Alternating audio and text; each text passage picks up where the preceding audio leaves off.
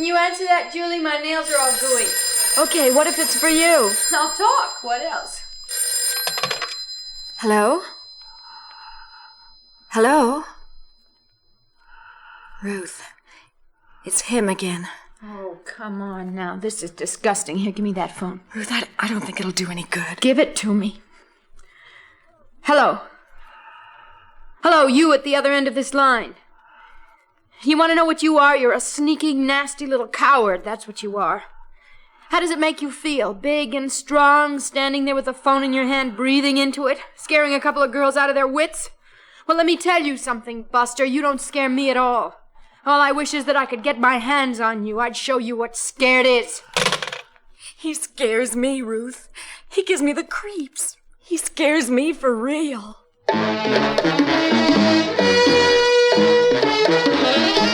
Theater 5 presents Rocky Loves Julie.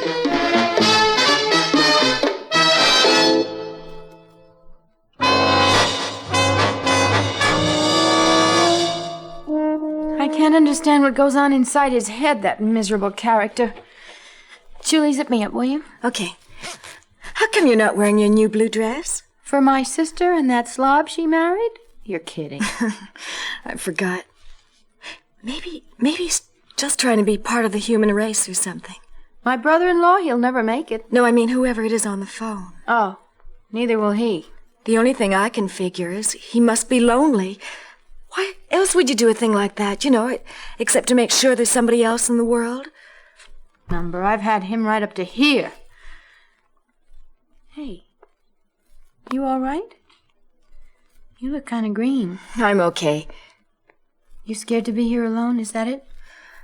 No, well, sort of, I guess. On account of that character on the phone. Oh, I know it's stupid, but what can he do to me just making the telephone ring? But I don't know. It does give me the creeps. Okay, I'll stay home. I won't go. Oh, don't be silly. Well, it isn't as if I had a date or something. It's just a dinner with my sister, and I didn't even tell her for sure I'd be there. I just left it, tentative. No, you go ahead. I'll feel awful if you don't go. And awful if I do, right? Oh, come on now, you're going to be late. Well, you have my sister's phone number, haven't you? In case you need anything? It's right on the pad by the phone. Will you get going? And I'll phone you after I get there. No, don't do that. I don't want to have to answer that thing. I think I'd better stay. Get out! Go on now. Okay. Wake me up when you get home. Okay.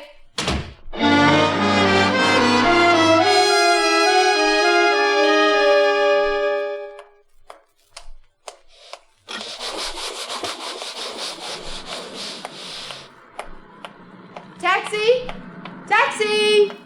Excuse me. Oh, don't be scared. You're Ruth, aren't you? You live up there with Julie in 4C. What do you want? Oh, you mustn't be scared. I'm a friend. Well, no kidding. I'm a real good friend. Julie's still up there, ain't she? No. She went out. She has a date. I think you're lying to me, Ruth. Because you don't like me, do you? You called me a coward. Oh. So you're the one. See? I know Julie didn't go out nowhere, because I've been watching the door ever since I called her up, and I'd see her if she went out. Wouldn't I? Well, she went out the back way. No, I don't think she'd go out there in the alley where it's so dark. If I ring the bell, you think she'll let me in? No. Don't you dare go up there. Of course she wouldn't let you in. Well, then I guess you got to give me a key. What? I'll still be up there with Julie when you get home, and I'll give it back. Just a minute, that wasn't a very good thing to do, Ruth. I'm sorry I got to hold my hand over your mouth, but you oughtn't to have yelled like that, you understand? Now give me your key. Ow! You make me real mad when you kick me in the leg that way. All I want is the key, and I won't bother you no more. Ow! Look, you see what this is? It's a knife. It's real sharp. I don't want to hurt you with it, Ruth. I mean, no kidding, I really don't. But I just gotta have that key.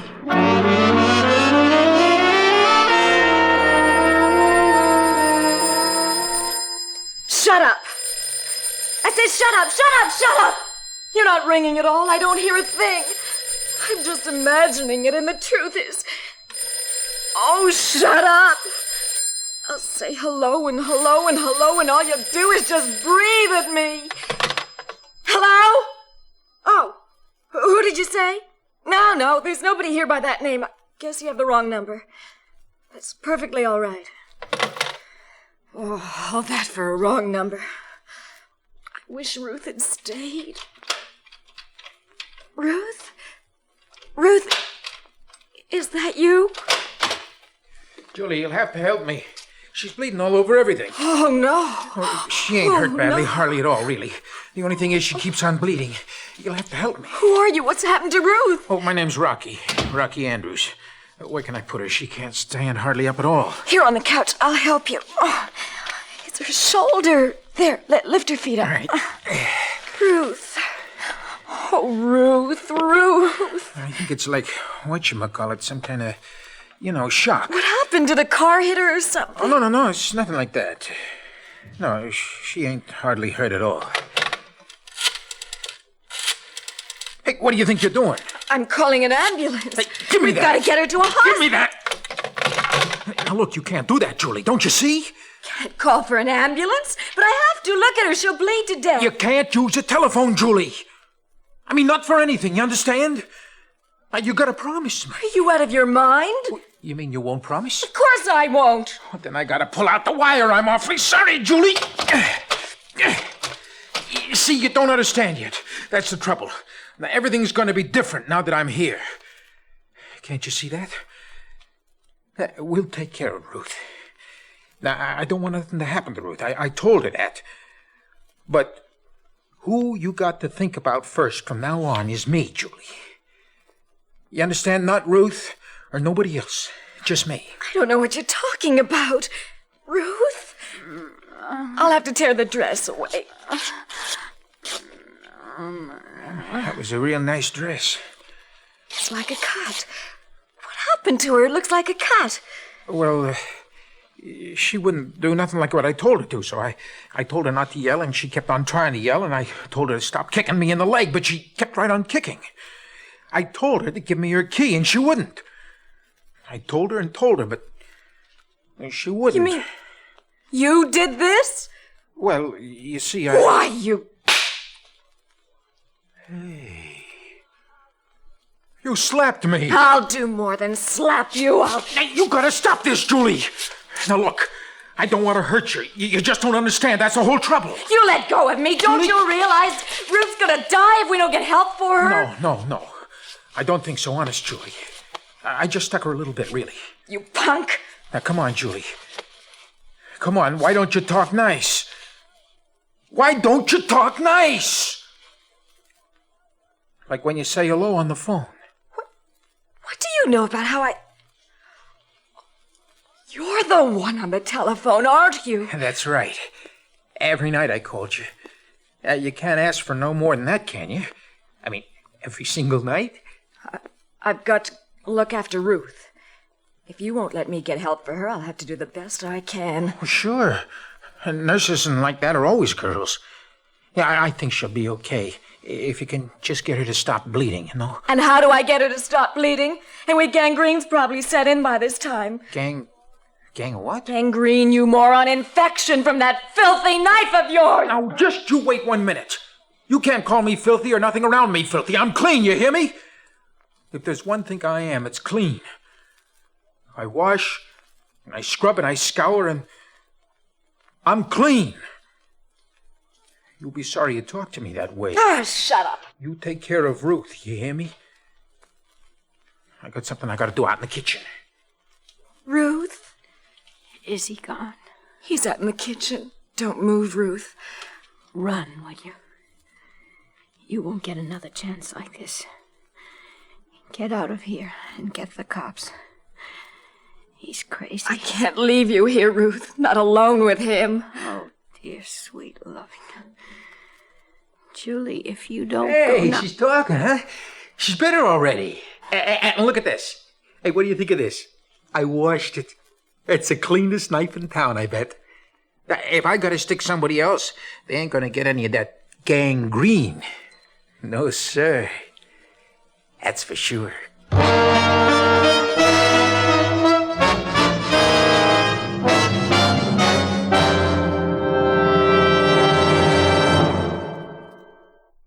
A leading political figure at the beginning of the 20th century advanced this ideal for the preservation of our national integrity. Quote, "When all is said and done, the rule of brotherhood remains as the indispensable prerequisite to success in the kind of national life for which we strive." Unquote. Friendliness and brotherhood are no less needed today than they were at the turn of the century. It is through the open display of goodwill that the United States can maintain its recognized position as leader of the free world. One means of providing this display is through the actions of all our citizens when they have dealings with persons of other nations. For every citizen has a duty to demonstrate America's goodwill on every occasion.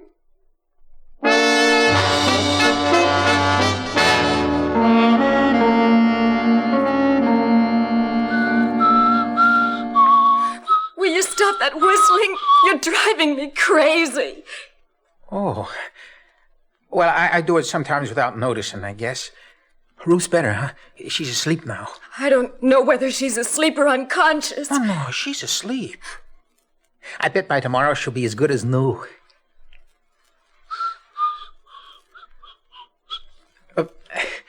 Is there anything you want me to do? I mean, like to help, huh? All I want you to do is get out of here. Just get out. You want me to leave? What do you think? Oh, I ain't gonna leave. I mean, after all the trouble I went to getting in here, I ain't gonna leave. You can't stay here. You've got to leave. Oh, no, wait a minute. That's not a very good way for you to talk now that I'm gonna be here and everything. But why? Tell me why. What do you want here? What do you get out of it? Julie, for crying out loud, you don't get it yet, do you? I sure don't. I don't get it at all. It's because I love you, Julie. I'd have thought you'd had that figured out a long time ago. Oh, no. Sure. I mean, ever since that day in the subway, I've been in love with you. Remember the day in the subway? I don't know what you're talking about. Well, I bumped into you and I said, "Excuse me," real polite like. I don't see how you can forget a thing like that. And then I had to get off the train at West 4th and I followed you home. I just didn't see how I could let you go without knowing where you lived or anyway, knowing something about you. Already I was in love with you, just like that. That's pretty fast, huh? Well, then I started to come back every evening and waiting around to see you come home from work. And I was there Saturdays and Sundays, too, every week from then on. Now, would a guy do that if he wasn't in love with a girl? I seen you with your hair wrapped up in them round things, whatever they are, and in them pants you wear on Saturdays and dressed up for church on Sundays. You know, I like that kind of tan dress. That's my favorite. And I was watching that time you broke the heel off your shoe. I laughed at that. You know, I pretty near come over to help you, but I decided it wasn't time yet. And the phone calls? Why did you... Yeah, that was pretty cute, huh? I kept giving one of the neighborhood kids cigarettes. Skip something, the other kids called him. I kept talking to him till I got to know him enough to ask him what your name was. And he told me Julie. But I had to wait till next day for him to find out your last name's Parsons. I give him a whole pack of cigarettes for that. Parsons. And then, of course, there wasn't nothing to it. I just looked you up in the phone book and called you. But what for? I like to hear you say, hello. I didn't want to talk to you because you didn't even know me yet. It wouldn't have been polite for me to talk to you. Well, would it? But it was all right to call me and not speak? Well, what harm did it do just to pick up the phone and to say hello? Look, you've got to get out of here. Well, you still don't get it. Don't you understand? Any place else I go, you won't be there. Why would I want to go someplace where you wouldn't be? Julie, when you love somebody, you want to be around them. That's the way it works. Look, Ruth's sister's expecting her for dinner. Don't you think she'll try to find out why she didn't come? Okay, so she calls up on the phone and she don't get no answer cause the wire's been pulled out. And she comes ringing the doorbell. You tell her Ruth ain't home and then you make her go away, see?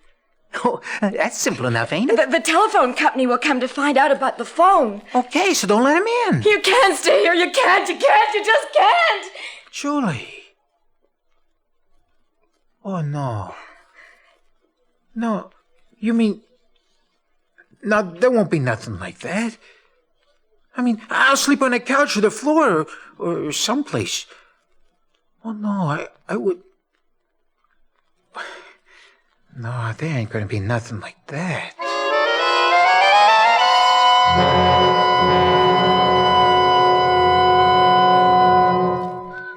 There's nothing in the house for dinner tonight. Why, there ain't? Not unless I go out and buy something. No, you got to stay here and look after Ruth. I'd be scared to death if you left me here with her all by myself. No, I'll go. All right. I'll get some spaghetti. All right, go. Well, Julie, I only got about 35 cents or so. I mean, well, if I wasn't here, you'd have to get something to eat. Hand me my purse on the table there by the window. Where's he going? To get some food. Hey, here's a nice purse. That real crocodile or something, isn't it? Here. I know the wallet's in here. I had it just Here it is. Will $5 be enough? Oh, sure. I'll bring you back change. Here. Okay. I won't be more than a couple of minutes or so. Oh, don't hurry. All right. Julie, go. Now. What do you mean? I mean, go get the cops. And get me a doctor. For God's sake, Julie. I don't know if he comes back and finds me gone, what will he do to you? Who cares what he does? Julie, please go. It's the only chance he's going to give us. He could kill you, Ruth. He's perfectly capable of doing it, even justifying it in his own mixed-up mind of his. So what? Is bleeding to death that much better? All right, I'll go. Can I do anything for you first? Julie, just go. Please, just go.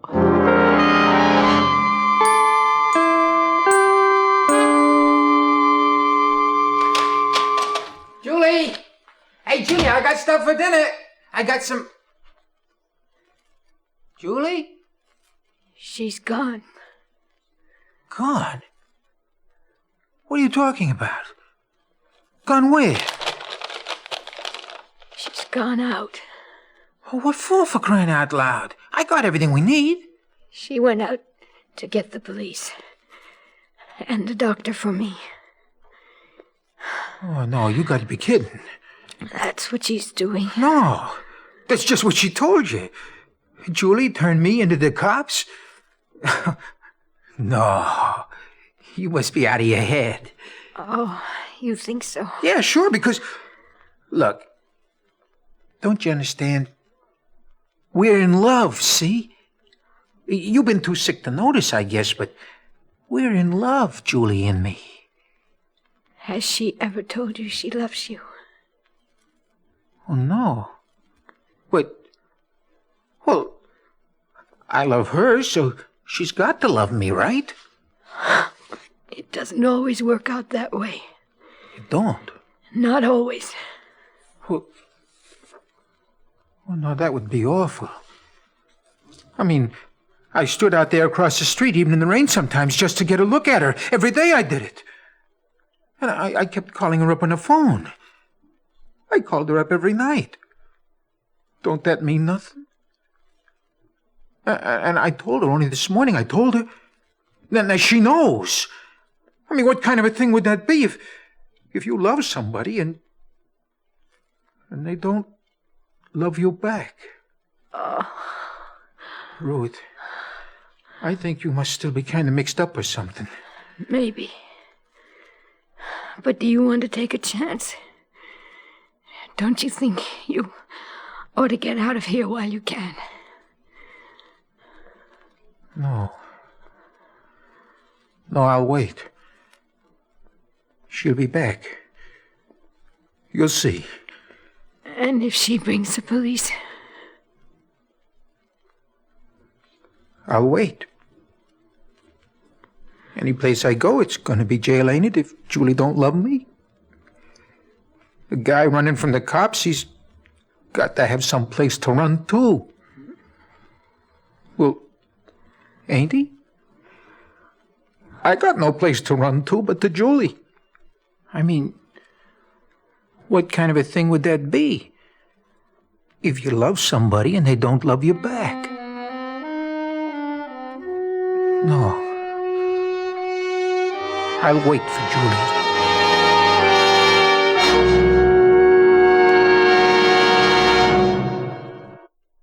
Hello, this is Hans Conried. Does the name Jean Nicot mean anything to you? It should, and I'll tell you why. 400 years ago, Jean Nicot was a respected scholar and diplomat. He wrote many learned articles and compiled a dictionary of the French language. Quite appropriately, his own name came to be a part of most later dictionaries. For you see, while Monsieur Nicot was serving as ambassador to Lisbon, he became fascinated by a strange plant that had been brought over from the new land of America. When he returned to his own country in 1560, he took some specimens of the plant with him, and in this manner introduced tobacco to France.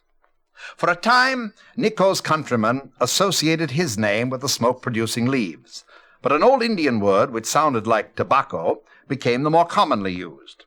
Nicot, however, was not completely left out. His name lives on in the word nicotine, the poisonous drug in the plant leaves which he introduced into France.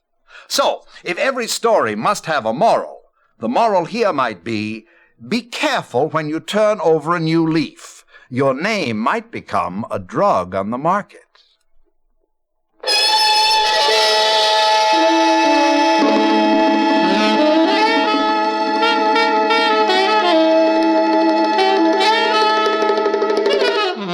Theater 5 has presented Rocky Loves Julie, written by Fielden Farrington, directed by Ted Bell.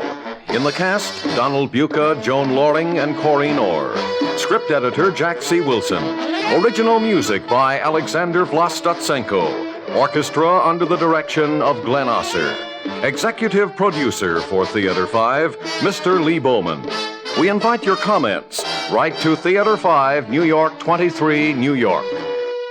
This is Fred Foy speaking.